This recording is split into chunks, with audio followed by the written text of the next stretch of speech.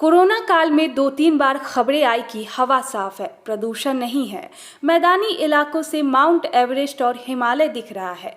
बस ये दर्दनाक महामारी में ये इकलौता ऐसा क्षण था जो किसी दिन के सपने की तरह अब फिर टूट गया। अब आप भूल जाइए कि आपको फिर साफ सुथरी हवा मिलेगी। शुरुआत आपने दिवाली की रात देखी ली, अब आप खुद अपनी सांसों में जहर भरेंगे। वैज्ञानिक सोच रहे हैं कि क्या फिर से देश की सरकारों को लॉकडाउन जैसी व्यवस्था करनी चाहिए ताकि प्रदूषण से मुक्ति मिल सके। आपको ध्यान दिया होगा कि कोविड-19 महामारी के समय कार्बन डाइऑक्साइड उत्सर्जन में भारी कमी आई थी। वजह थी दुनिया भर के देशों द्वारा सख्ती से लॉकडाउन का पालन करवाना। लेकिन उन दोनों लॉकडाउन की वजह से पर्यावरण की जो सफाई हुई थी उसका असर इस साल के अंत तक ही रहने वाला है।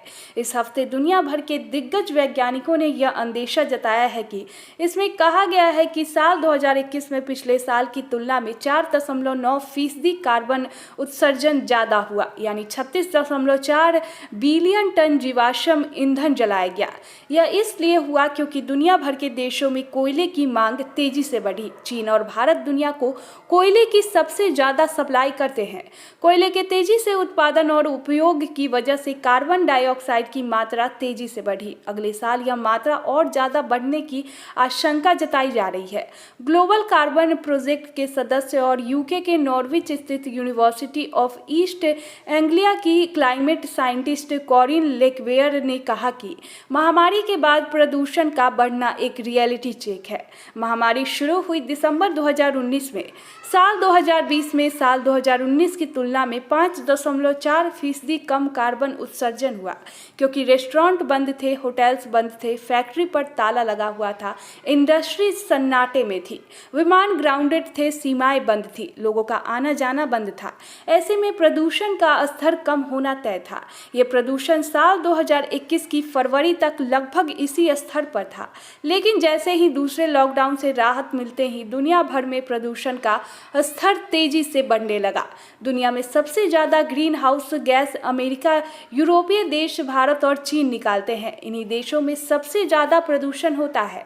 कोरोना काल में लॉकडाउन के दौरान प्रदूषण का स्तर तेजी से कम हुआ था, लेकिन दूसरे लॉकडाउन के बाद इन देशों में प्रदूषण का स्तर तेजी से बढ़ा है।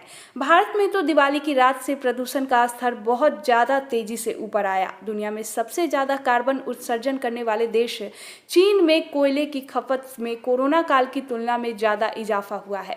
चीन में इस साल कार्बन उत्सर्जन 4% बढ़ने की आशंका है, यानी 11.1 बिलियन टन, जो कि कोरोना काल से पहले के स्तर से 5.5% ज्यादा पहुंच जाएगा। लेकिन सभी जगहों से बुरी खबरें नहीं आ रही है। दुनिया में करीब 23 देश ऐसे हैं जहां पर कार्बन उत्सर्जन कम है। इन 23 देशों में मिलाकर दुनिया के कार्बन उत्सर्जन का सिर्फ 1/4 एमिशन होता है, यानी ये सारे चाहे तो इसे और कम कर सकते हैं।